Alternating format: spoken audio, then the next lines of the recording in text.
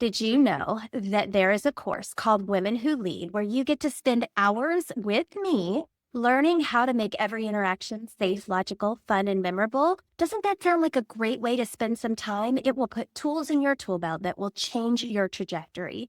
Give it a shot. Go to www.aimwithus.com and click on courses. I can't wait to see you there. Welcome to Productive Joy with Dr. Christie, where fun meets action.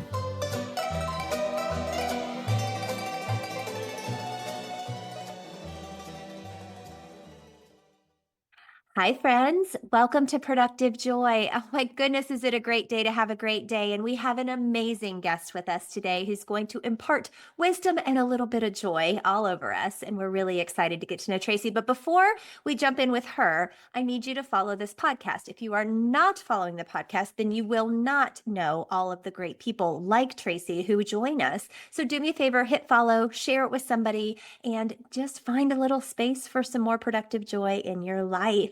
So we have a fabulous guest with us today. Tracy LaLonde is with us today. She is the Chief Joy Achiever for her organization, which we're going to get into for sure. She's also a world traveler. She's been to 45 states. She's a soccer enthusiast. She's a relatively new dog mom to Butler.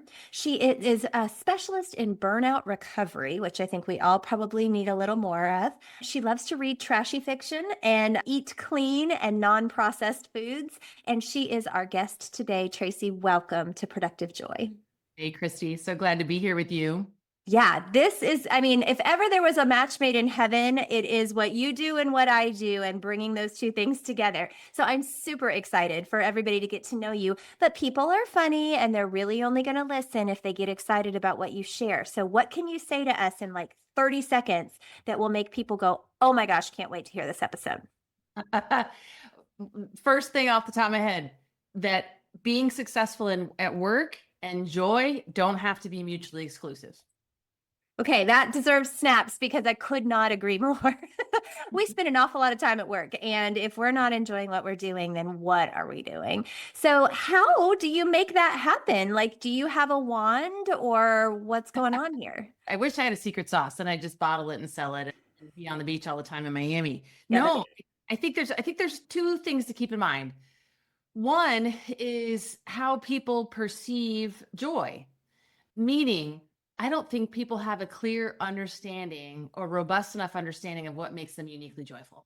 So that's one. So self-awareness. And this comes from somebody who thought she was pretty self-aware. Two is that we are trained, or it's instilled upon us from an early age, to focus on achieving almost exclusively. And that's how we measure self-worth and self-value. And so I want folks to redefine their checklist so that they can have both, because as trite as it sounds, we do only go around the planet once. Yeah.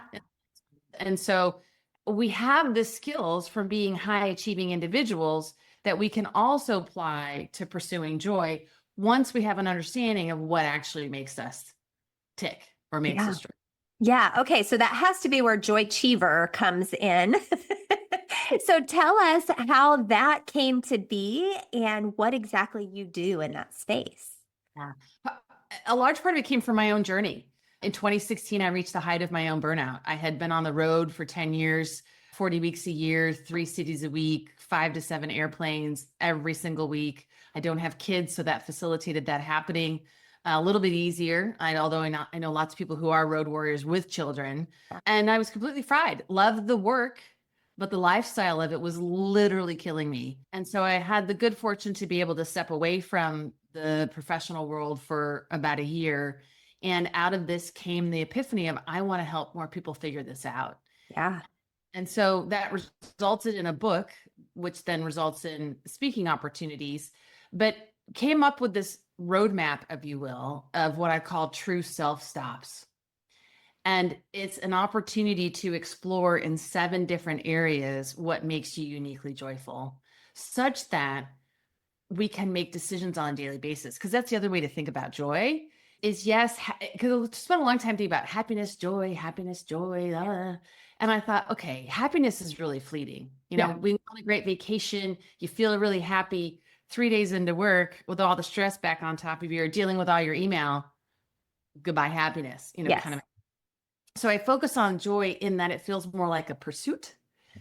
And what I really want folks to take away is that joy is truly the accumulation of small choices that you make every day. And so by getting more clear around what makes you tick, you will recognize those moments where you can make a choice. And so, for example, the end of the day, whatever time that is for you, say it's 5:30, and you said to yourself, I'm going to go do X with my family, with my friends, for myself, what have you. 5:30 comes along, you've got a stack of emails. Without that awareness, that's a choice moment. People tend to default to sticking at the computer and doing the emails because we're wired now for achieving. There may be some days where that's appropriate and you need to do that. Yeah. But I want that moment to be a joy choice moment of like, okay, I've told myself I'm going to go do this. Do I have to do these emails today? Could I do them in the morning? Do I need to do these two? And then I can go do what I've said I'm going to do. So that's the other way of thinking about it, is getting the clarity and then looking for those choice moments. So things aren't done unto us, but we sometimes allow things to be done unto us, right? Like what I'm hearing is you have to harness your own destiny and say, actually, that will hold. I think the younger generation does this a whole lot better than mine, right? Like I watch my own kids have boundaries that I never had starting out. Whether it's, that my daughter's a teacher, and so she won't bring things home. She will get them done at school, where I had stacks of stuff. And it didn't make me any better a teacher. It just made me a lot more tired the next day. So, what I'm hearing you say is that we have a lot more say than we realize. Is that true? Yeah, absolutely. Yeah. How did you figure that out? Like, you didn't just poof become this joy achiever. Something happened. You said 2016, there was a shift. But what did you study and do to get you to 2016 so that you had all of these experiences to become this wonderful human? Yeah. Thankfully, I had work environments and experiences where we did a fair amount of self-exploration. So all the personality profiles, I'm certified in Myers-Briggs, I've done DISC, I've done, a Yeah. lot of establishing my values. The first time I got clear about my values, it was like, whew, and paying attention to those. So not just doing it as an exercise and throwing that piece of paper away, but understanding how values operate in the choices you make every day, Yeah.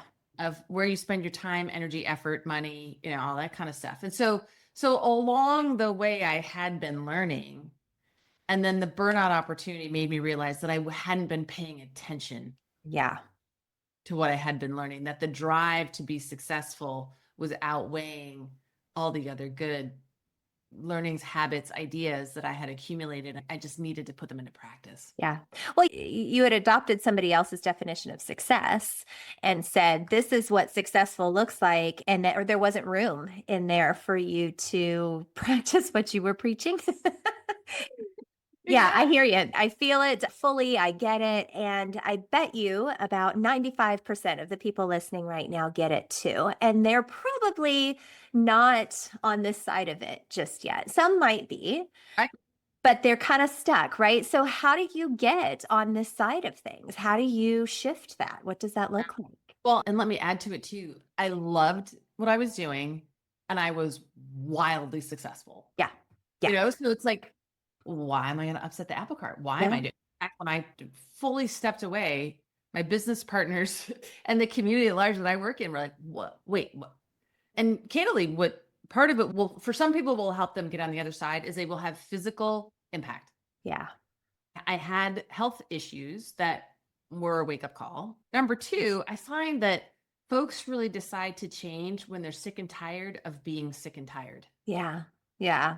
So I was sick and tired of this, losing my half of a Sunday because I was going to have to pack and think about the week and do all this kind of stuff. And I finally got sick and tired of being that sick and tired, Yeah. and just got clear around, I need to be different. A third is I had some folks who were really close to me saying, I don't see the Tracy that I used to know. Mm, The fun loving, less stressed kind of person who was actually enjoying not only the work, but her life. yeah. And so, those kind of things coupled together, I think for me personally, but also for others, you need to start paying attention to the warning signs. Yeah. Yeah. And I talk about in the book, I talk about stress warning signs and at one point in time, there's a big long list. I think there's like 20 or some in there, 25. I was experiencing 70% of them at once and ignoring it Yeah. or justifying it or rationalizing it. It's I was like going to say, explaining it away. It's fine. We're fine. It's just this week. your body, my body was crying uncle so Yeah. loudly. And I was like, nah. And we need to learn to pay attention to the cues. Yeah. Well, because work, first of all, work travel is not glamorous. I have worked a job that involves travel for, gosh, well, yeah, 13 years now, and not cute. Like there is nothing about it that is as fun as people who say, "Oh, I would love to travel for work." Oh, would you? Because you're eating whatever you can find. You are, working out in really random hotel rooms halfway, like just all the things. So you woke up, you said, all right, no more. Your body said no more. And then you decided, okay, I had this. I'm not the only one, right? I'm not the only person who has experienced what I'm experiencing. So I'm going to help others figure out how not to end up where I am. Now, what I heard though is it takes people getting sick and tired of being sick and tired. Is there something we can do before we're sick and tired so that we don't have to hit the wall in order to get better? First thing that comes to mind based on what you said about your children being better at this than us, look at our kids. We need to look trouble with this. And not write them off as being entitled or spoiled. Like, I really hope that the corporate world doesn't beat down this new generation into submission. Yeah. I want them to keep informing us. And yes, some of those folks can take it too far in not being committed to their work and those kinds of things. But I think we need to take advantage of the mirror that the younger generations are holding up to the older generations and accept that there can be somewhere where you can meet in the middle to make it all work. Yeah, definitely. So my kids are 24 and they are, it's twins, plus my future daughter-in-law. They're getting married in July. Very excited about that, who's also 24. So right now I am twice as old as them. Like this is the one time in life where I was 24 when I had them. Here we are. And looking back at me at 24 and them at 24 is like you said holding up a mirror. It is definitely not the reflection that I was giving off then. And yet they look at me and my husband and they're seeing what they think they're supposed to be doing right now, right? Like there's a little bit of that, but I should have my life all together and I should be doing all these things. And that's that constant comparison that we have to stop and say, actually, no, because here's where I am because of all the things that have happened. And so I hear a couple things from you. I hear that we have a lot to learn from those who are coming behind us and ahead of us, that we don't have to hit the wall first, but sometimes that's what jars us back into reality. And that there are some things we can do to maybe prevent having to hit the wall. So let's talk about that for a second. Yes, we can learn from the younger generation. Hopefully, we won't beat them into submission. I agree with you. I think that it's going to depend on their bosses, right? But what would you tell people who are trying to do it differently, who are trying to keep people happy at work, who are trying to not let people hit the wall? What advice would you give them so that doesn't happen? I would point them back to the true self stops of my book, but in particular, there's a few that I would recommend as first stops. One is getting clear about your values. I call it values village, and getting list clear. So I work with folks to identify their top 5 to 10 values and literally have them in a list and then start to examine in the past, retrospectively, how have they lined up? How have I aligned with them? How have I not? Because my personal realization at the time when I got clear about it was like, oh, that's why that boss was not a good fit for me. That's why this job was a good fit for me, or that's why that hobby wasn't a good fit for me, because they influence every decision we make. Sure. And start paying attention to how the upcoming decisions can align with how you're most naturally wired. And now you're not going to get all values met in one situation or context, but not surprisingly, joy is my number one value. I Love it. to remind myself to never get into that place where I wasn't having joy. So smart. Yeah. And so I use that as my filter of when I make decisions of, okay, which is going to be more joyful, meaning not so much fun per se, although it's a part of it, but what is going to have a manageable stress Yeah. level. Yeah. Second area to focus on is your what I call most joyous strengths. So not just what you're good at, but what you're good at that you really enjoy, that you Mm. out of. And it's fascinating. The more tenured someone is in their career, people have a hard time figuring out what those are. Yeah. And in particular, women, I Yeah. found, because we've had to adapt and we're good at lots of things and you pick up lots of things. And so there's lots of things I'm good at. I could do spreadsheets, but I would rather stab myself in the Yes. Same. Same. eye. So, and it's not to say that a job or a situation that you find or in a volunteer thing is going to be 100% of the stuff that you enjoy. In fact, there's a couple of social science studies, not a lot. I'm hoping for more someday, where it says if what you do can be 30% in your most joyous strength area, that's incredibly motivating. So it's not that it has to be 100%, but getting clear first around what those are. So for me, public speaking is definitely one of them. And so if I can be talking with folks and engaging with folks and helping them become best versions of themselves, I'm good. Yeah. I'm thrilled. And thankfully I came across that without the big context or anything else when I was 12. Like I gave my first presentation and I loved it. And I'm just kind of stuck with that Yeah. in making a lot of decisions. There's other most joyous strengths now too. But if folks can get a handle on those two things, values and strengths, it's going to very much inform where they move professionally and personally. I love the simplicity of that and the clarity of that, right? So it's what's important to me and then what am I good at? I equate this to when we're having to do spreadsheets and that's not our strength. That's a lot like wearing a mask, right? So whether you're snorkeling or you're in a mask for health reasons or you are at Mardi Gras, when you wear a mask, you start to struggle breathing. Even though the mask is meant for you to breathe through, it's a barrier between you and air. And so when I'm having to do spreadsheets or when I'm having to, I call it, the personality test that I use is actually one that doesn't require, like Myers-Briggs, yes, I've done it, DISC and Enneagram, but I do the magnifying glass, teddy bear, paperclip, and slinky one. So these are things that people know and understand, right? So the down and quick version, paper clips hold everything together. They're the ones that are very linear in the way they do things. They probably have a color-coded sock drawer, right? Your magnifying glasses zoom in on the details. They're the taskmasters that get things done. They notice all the things and they love a good list, but they probably aren't the one that made the list. The paperclip probably made the list. The magnifying glass executes on the list. Then you have your teddy bears who are very concerned with how people feel, right? They're taking care of everybody and they're making sure you took a break and you had water and all that good stuff. And then you have your slinkies, and your slinkies are fun, right? Because slinkies are fun, but they're a little all over the place. They're your big idea people.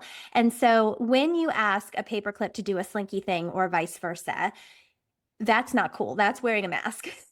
And when we can avoid that, then really great things can happen.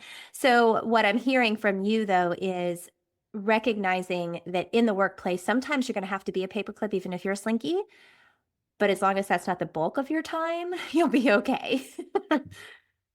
Exactly. I Yeah. love the metaphor. I might borrow that. Yeah, please do. I have had a lot of fun with it. So it's actually tied to your neurosignatures too. So, dopamine, serotonin, testosterone, and estrogen are the four major hormones that are released in our brains that determine our personalities too. So your magnifying glasses are testosterone, your paper clips are serotonin, your teddy bears are estrogen, and your slinkies are dopamine. So the slinky magnifying glasses, statistically, like 85% of all leaders are one of those two. But the people who actually get things done, your administrative assistants and your people who are, like your school secretaries, the ones that actually run the school, are usually serotonin and estrogen. So we exhaust them because we're very demanding of what we need when we need it, and they need a minute to breathe. So just fun. And I know you do that kind of stuff all the time. So let me ask you my favorite question. So I'm so excited to hear your answer because you live this as a joy achiever. What is your definition of productive joy? Productive joy is setting a vision for yourself and going down that path to achieving it. Hopefully achieving it, but also adjusting if it's not the right destination as you're going along the path. You mean you can change course midway? Because sometimes you just don't know until you're there. And you're like, Yeah. oh, that could be it, you know? Well, I think, I think about how many people go to school for one thing and then end up doing something entirely different because they thought that's what brought them joy. And then they did it for a little while. They're like, that was awful. I am not made to do that. But when you find it, that's where there's that. Well, and you said it earlier, joy versus happiness. Joy is more of that choice and that space you can live in versus the fleeting happiness. I Yeah. think finding what floats your boat, right? Like what makes you most excited is a privilege, one that we can all have, but I think people miss it. I think Why do you think people miss it? Why do you think people live in spaces where they're genuinely unhappy? I think it's, and I'm not a psychiatrist or psychologist at all, but I think it comes from early stages of how we're raised. Classic story. My dad, I was first grade, first report card in Mm. my school system. The A pluses were E's for Yeah. excellence. Yeah. And in his world, those were F's. And so I to this day can remember the very large lecture that I received as a first grader because I came home with a report card of all E's. Which And was, and it just never left me. And that's, when I was 6 years old. And so that didn't stop for a long time. So I think, we are informed. We then take those on we internalize them and take those expectations on as our own. yep. Takes, like you said, with your kids, looking at how you're doing things, we have to appreciate and evolve Yeah. from them. Well, I think you just hit the nail on the head. And my husband and I just had this conversation about our children because life's going fast and changing, right? Our daughter bought a house, our son's getting married, and life is changing.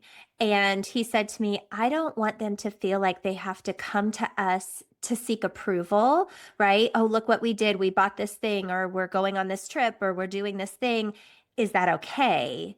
We want them to tell us because they want to tell us, but not necessarily seek our approval. And I think that's a that's a break from generational norms when we think about how our parents handled us, right? Like there was a lot of approval seeking, kind of like you're saying with your dad and the E's. Like, how dare you, 6-year-old, not to come home with a perfect report card, but you did. And it stuck with you for a couple years. I I am excited to see what that looks like, and yet I am navigating uncharted waters. Like I don't know how to do this. Do you have any advice for those of us trying to figure out how to break some of those habits? Yeah. Well, it's interesting. I think we have to catch ourselves in the moment because what I'm thinking about right now that I wanted to come back to, you asked me my definition of productive joy and using your paperclip slinky. I Yeah. define paperclip definition. Oh, okay. I mean, to think about it, if I have a slinky preference, Yeah. there's not going to be any plan. It's going to be I've got this idea and I'm going to go here, and then I got this idea and I'm going to go. That's productive joy Yeah. with slinky type. And the teddy bear type, productive joy is going to be making sure that their tribe is good and moving and happy and supported. Yeah. And so I think it's, to this now question, is catching ourselves in the moment. We're so aware. So catching up and be like, oh, wait, okay, that's my bias Yeah. on a simple question, and appreciating that the slinky definition of productive joy is equally valid. Yeah. Yeah, I think it's that acceptance of different points of view, of different ways of work. And that is for me also just an evolution, right? Like I've always been a naturally curious person, and I want people to live their best versions of their lives and be the best version of themselves. And I work really hard to create that for people, but that doesn't mean that I don't think there's a right way to do things, right? Like I'm like, yeah, and I don't know that I would have approached that like that. And it's happens to me in training situations. So my forte, the thing that I do is I help make training better because I don't think professional learning should be painful. And yet I walk in and I'm like, oh, wow, I can never get that hour of my life back. Like that was bad. But then I find myself judging because some people need it to look a little less involved than I like to make it. Because for me, you are the learner, you're going to do the talking, right? Like there's going to be a definite engagement factor. And that's not what everybody needs. So I think what I'm learning from you today, Tracy, is that one, we have to be accepting of whatever somebody's target is, whatever that thing that they're really striving for looks like. But we also have to help them find it because chances are, especially if we're leading them in some way as a parent, as a family member, or as a boss, if we're leading people, we've got to help them find what their north is, right? Like what their version of success is, and then backwards map from there versus this is what I'm calling success, and you have to reach it. Because then we're back to your dad and the report card, right? Absolutely. Absolutely. And I love that you and your husband are having that conversation about not seeking the approval. And I know you're doing this because you're you, but not everybody thinks to verbalize that out loud. Yeah. So coupling all of this with a huge amount of transparency Yes. is really critical because it's weird how when I've gone back to my dad and asked him that questions, he's like, no, I knew you were awesome. But yeah, but you didn't make me feel that way in the moment. No, and I was 6 and it stuck, dude. Yeah. And some of that held over and other things that how he influenced my life and reacted to things that I did. And it just doesn't get verbalized, Yeah. you Yeah. know? Oh my gosh, you are so right. And I am pretty sure I could spend hours in your presence and we would have a lot of fun with it. But yeah, I know that others might not hang with us for hours. They might hang with us for a while, but I do have a couple questions for you that I need to make sure I get in. The first one, it's super important. How do people find you? How might our listeners get a little more Tracy LaLonde in their life? So 3 places. One is my website, joyachiever.com for sure. Second is I've got the Joy Achiever journey as well, but I've recently written a new book about trust in the workplace. So those are available on Amazon. And then third is I'm really active on LinkedIn. So if folks want to engage with me and chat or what have you, that's probably the easiest way to find me is on Yeah. LinkedIn. Well, I was maybe sort of cyber stalking you just a little and looking at all your stuff, and it is all very well done and very accessible. So, friends, if you're listening, I definitely recommend that you go find Tracy and that she become a part of your world because I think we were raised as achievers, right? Not everybody is an achiever by nature. However, I think many of us were raised that's the sign of success. And I agree with you. It's not mutually separate from or mutually exclusive from joy, and you can have a whole lot of fun. I had somebody recently teach us that we spend 90,000 hours at work in our lifetime. 90,000 hours. If we hate it, what do we do? And like that is unfathomable that you could be miserable for 90,000 hours of your life. Yeah. And it's so unfortunate and sad. And it doesn't have to be that way. It just doesn't. Okay, so I have some rapid fire questions for you because everybody needs to know what you think. Are you ready? Okay, my first question. What is your definition of fun? Anything that makes me laugh. Love it. Love it. What can you give me an example? My dog. Actually, Okay, so Butler is hilarious and does silly things. yeah, he's just he's a perfect blend of cuddle and energy. And I swear he's an old soul, even though he's only 3.5. And so he has FOMO and he's curious and he's silly and he plays and I don't know, he's Oh, I just love it. yeah. So that reminds me of Dexter the dog. Dexter the dog is Rat Terrier Jack Russell mix. He is now 13 and a half, but he is a piece of work, 17 pounds of pure love and joy. And that reminds me of him. He used to run with me when he was a puppy 7 miles. Now his legs are this big and he would just go. And that was the only thing that got the terrorist out of the terrier. I don't know if you've ever heard that phrase for a terrier.